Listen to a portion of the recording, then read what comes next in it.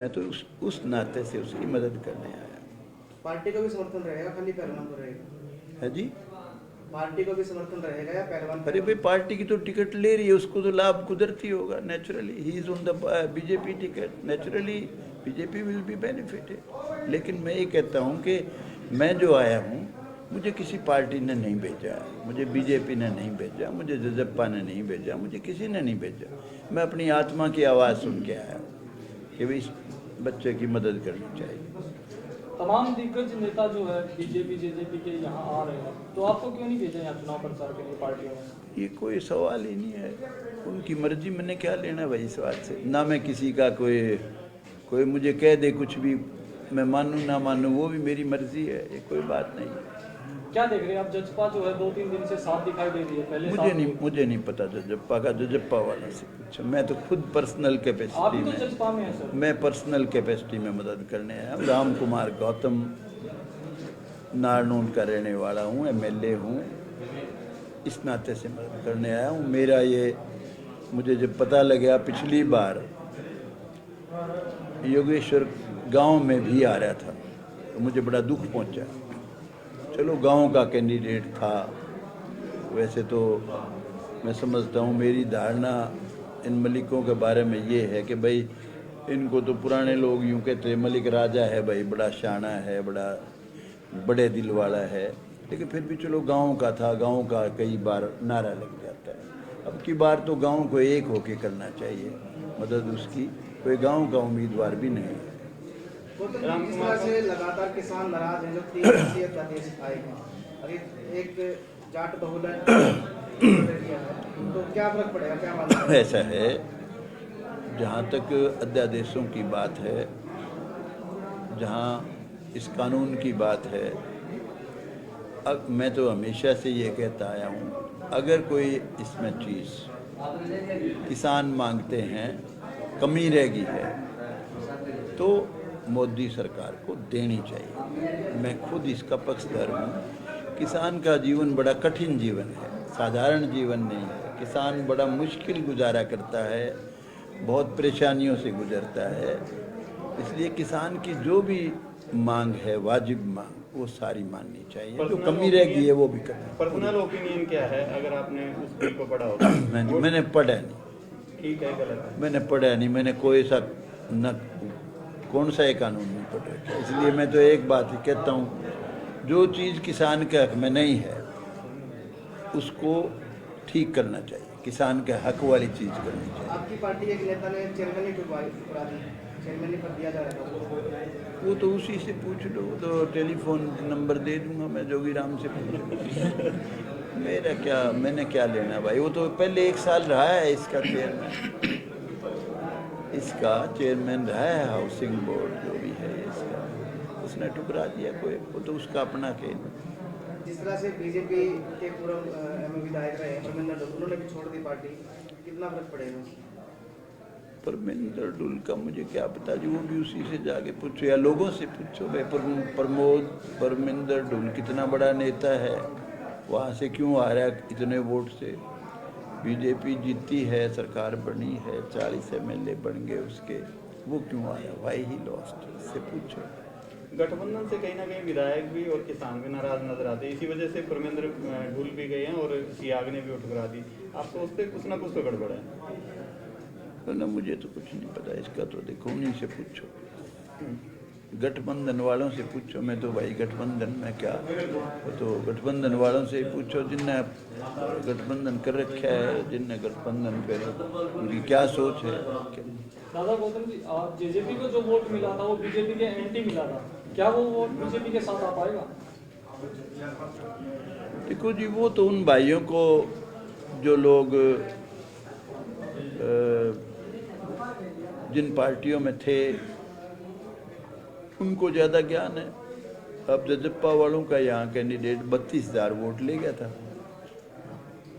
और अब वो कितने सक्षम हैं वोट बीजेपी को दिलाने में, उनका कितना बड़ा आधार है।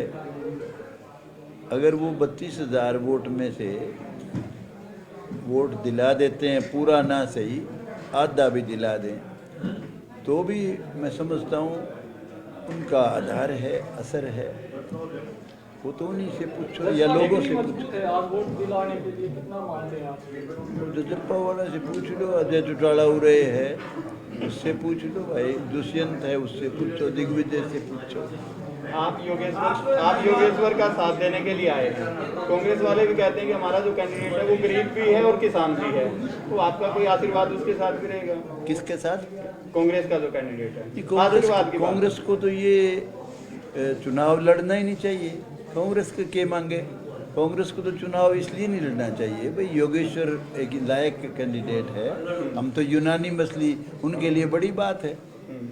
बल्कि मैं तो समझता हूँ जो जिस आधार पर वो चुनाव लड़ रहा है, उनने सब ने इकट्ठे होकर कहना चाहिए भाई इबके बैठ जा तू, इबके ना तो कोई हुड्डे की सरकार बने ना कोई पार्टी की सरकार आओ, इब तो भाई 4 साल ये सरकार है, इबके तो बैठ जा भाई। अगन अगर यो गड़बड़ करेगा योगेश्वर या सरकार गड़बड़ करेगी तो भाई फिर तो न बना देंगे, क्या दिक्कत है? आप हर सवाल पे कह रहे हो कि अजय चौटाला बताएं या फिर गठबंधन किया वो बताएं, आप खुद को जेजेपी पार्टी का हिस्सा नहीं मानते। ऐसा है, मैं वो चीज़ बता सकता हूँ जिसमें मेरा असर है, जिसमें मैं सक्षम हूँ, जो आधार उनका है। देखिए जो इनकी पार्टी शुरू से चली है उसमें बेसिकली बड़ा आधार उनका जाट बरादरी ही रही है, चाहे कितना ही बड़े नेता हों, सबका आधार यही रहा है। तो वही बता सकते हैं भाई हमारा इस समय कितना आधार बचा है, गठबंधन करने के बाद हमारी कितनी से है, कितनी लोग मानेंगे, बाकी समय उसका जवाब देगा, कितनी माननी कितनी नहीं माननी, टाइम विल टेल। आपका क्या मानना है, आपका अपना पर्सनल राय क्या है इस पर? ऐसा है, आप लोग ज़्यादा बता सकते हो, आप यहाँ रहते हो, मैं तो रहता नहीं, मैं तो आज चंडीगढ़ से सीधा यहाँ आया हूँ। क्या मानते हैं चुनाव में जातिगत समीकरण बनते हैं? जातिगत समीकरण कुछ लोग बनाते हैं यार, बनाते हैं वो लोग जो बहुत खतरनाक भ्रष्टाचारी हैं, जिनका धंधा क्या है, राज को ऐंठना और भ्रष्टाचार करना, खूब भेदभाव करना, जातिगत भेदभाव, जाति का फैलाना, हाय जाटो मर जाओगे, हाय ब्राह्मणों मर जाओगे, जो इस तरह के नारे लगाते हैं ना, वो नहायत घटिया नस्ल के लोग हैं, अच्छे लोग हैं ही नहीं वो। अरे भाई आप इस आधार पर वोट मांगो कि वे हमारा कैंडिडेट बढ़िया है, हम आज की घड़ी में आपके लिए क्या करेंगे। 4 साल है सरकार का, अब जो यहाँ घोषणा करके गई है सरकार, अरे भाई अछूता है ये इलाका बहुत दिन से डेवलपमेंट से, पहले भी कांग्रेस पार्टी का भी राज रहा और भी राज रह गए भाई, इस डेवलपमेंट को होने दो, क्या दिक्कत है उनको। अब चुनाव करके या तो कोई सरकार में अल्टा पलटी होती हो, या तो यूं कहें भाई ये अगर योगेश्वर हार गया और हम जीत गए तो भाई हम तो एकदम सरकार बना देंगे। ऐसा तो यही कह रहे हैं कि अगर ये वो तो बकवास है, उसमें है ही दम कुछ नहीं, ऐਵੇਂ ही है। बात क्या है ये, इस बात में कौन सा दम है, मुझे कोई समझा दो, हुड्डा साहब खुद बता दो कैसे पलटी सरकार बदल जाएगी, बताओ मुझे किस तरीके से बदलेगी। 31 MLA हैं कांग्रेस पार्टी के, बदल देंगे सरकार हुड्डा साहब? बकान की बात है ये, लोगों को बरगलाते हैं और जो इंटरव्यू देते हैं कई मैं सुनता हूँ तो मुझे बड़ी हैरानी होती, भोले वाले किसान को भगाते हैं, जात पात का जहर डालते हैं। डेवलपमेंट कौन सा डेवलपमेंट कर गया, किसने कर दिया पहले बताओ मुझे, क्या डेवलपमेंट हुआ पहले, लंबी चौड़ी बात क्या हुई। आज जो है इनका कैंडिडेट अगर जीतता है बीजेपी का तो चंद को घोषणाएं करके गए हैं, डेफिनेटली पूरी करेंगे वो, और नहीं पूरी करेंगे तो 4 साल के बाद उनके जूत मारियो, क्या दिक्कत है। आज तो उनका समय है, इस समय के खिलाफ क्यों जाओ। जो आदमी यूं कहता है मैं तो धरती पलट दूंगा, ये MLA बना दो मेरा, वो तो पागल बना रहा है, इज बिफूलिंग द पीपल। आप मुझे बताओ, आप खुद समझदार लोग हो, किस तरीके से बनेगी सरकार। हुड्डा साहब की सरकार बन सकती है, 4 साल के बाद जब इलेक्शन आएगा उस समय हुड्डा साहब कह सकते हैं, पिछले इलेक्शन में भी वो कह सकते थे कि भाई हमारी लड़ाई है और हमारी सरकार बनाओ। और लोग जो उनके वेल विशर हैं वो बना देते, उन्होंने बनाया। वो कहते अब जो भाई पिछली बार बना था श्रीकृष्ण हुड्डा, वो तो इस हल्के का भी नहीं था, फिर भी हुड्डा साहब की वजह से या उनका पर्सनल आधार भी होगा, उसको बना दिया। वो कहते हैं कि जब बातें कहने को बहुत थी हुड्डा साहब के पास, आज तो कुछ कहने को है ही नहीं। वो यही कहते हैं कि, अगर ये चुनाव हम जीत जाते हैं, बीजेपी के और जेजेपी के विधायक बड़े नाराज हैं, वो कहीं ना कहीं इस्तीफा देंगे, सरकार टूट जाएगी। कमाल करते हो जी, कैसी बोली बोली बात कर रहे हो आप। आप गणित सारे जानते हो, कितने क्या गणित है। किसी सूरत में भी सवाल पैदा नहीं हो सकता खट्टर की सरकार गिर जाए, किसी सूरत में भी सवाल पैदा नहीं हो सकता। जो भी आदमी कह रहा है वो कोरी बकवास कर रहा है ही कुछ नहीं।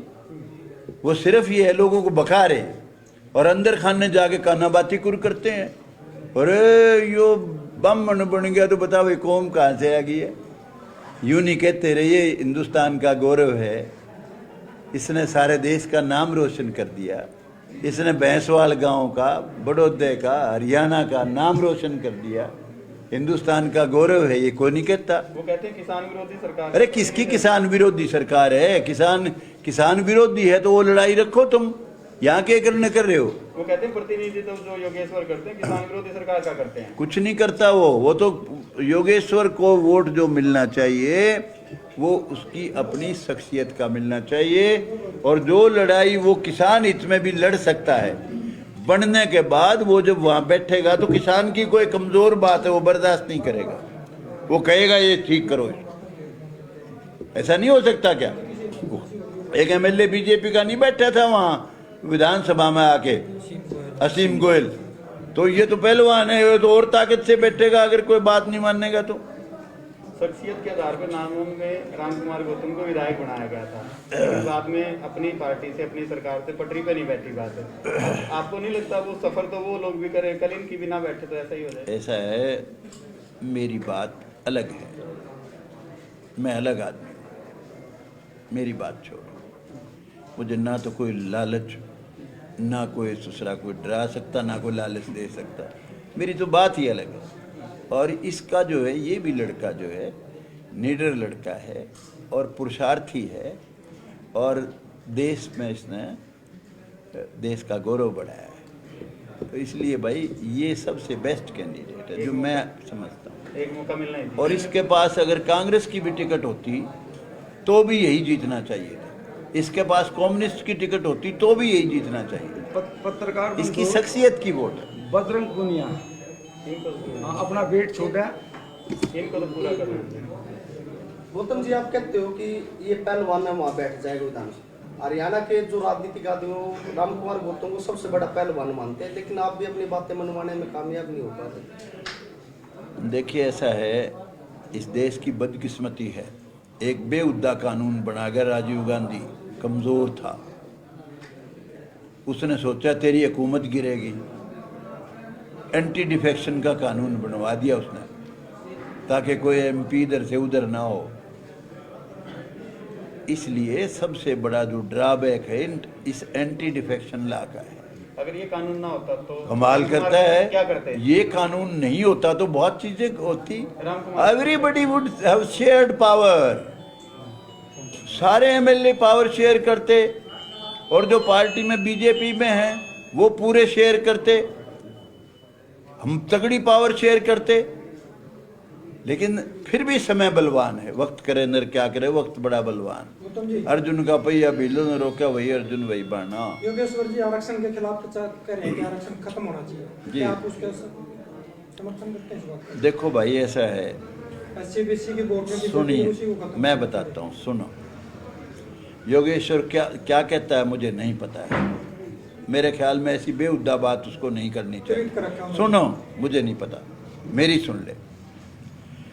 जो सदियों से गुलाम रहे हैं उनको आरक्षण मिलना चाहिए। एससी को जो आरक्षण है, जो असली बैकवर्ड है उसको भी आरक्षण मिल, असली बैकवर्ड। देखिए जो ये 27% का रिजर्वेशन मिला था, वो जो ओबीसी बनाए थे, वो उनकी मंशा शुरू में जो थी वो ये थी, जो असली बैकवर्ड हैं उनको नौकरियों में हर चीज़ में सीट मिले। असली बैकवर्ड कौन है?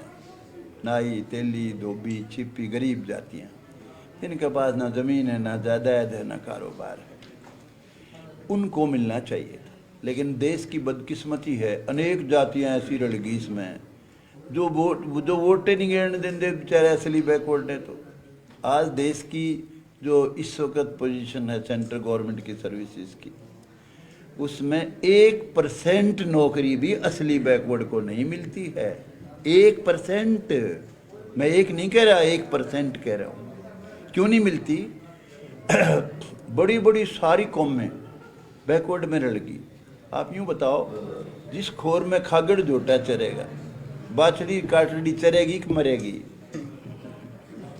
आप देखिए, जहानाई का दरखास्त देगा, वहीं पराक्रमी कौम है, यादव भाई हैं, कहीं हमारे जाट भाई हैं, सारी स्टेट्स में जाट भी बैकवर्ड हैं अदर देन हरियाणा और पंजाब, इसको छोड़ के। तो मोदी जी को बनते ही अगर वो कहता है मैं बैकवर्ड हूँ, असली बैकवर्ड अगर है, नकली नहीं है, उसको सबसे पहले करना चाहिए था जिस तरह हरियाणा में बना रखा है AB कैटेगरी, असली बैकवर्ड की अलग 16%, 11% जो नकली बैकवर्ड है उनकी। तो वही फार्मूला उसने वहाँ अपनाना चाहिए था शुरू में ही, ताकि उनका कोई हक ना खाए। वो परसेंटेज वो डिसाइड करते भाई कितना मिले उनको, लेकिन उनको जब भी मिल सकता था जब वो उनके लिए AB कैटेगरी बनाते, चाहे उसमें ABC भी बनानी पड़ती। उसमें फिर क्या थी, ना तो कोई एजुटेशन करता, कोई गुज्जर भाई मांगे फर्ज किया राजस्थान में, ले ले भाई आ जा, भाई जाट भाई हमारे यहाँ के मांगते हैं रिजर्वेशन, तू भी ले ले भाई आ जा। कैटेगरी अलग होती, उनकी खोर अलग होती, उनका ठान अलग होता, इनकी अलग होती।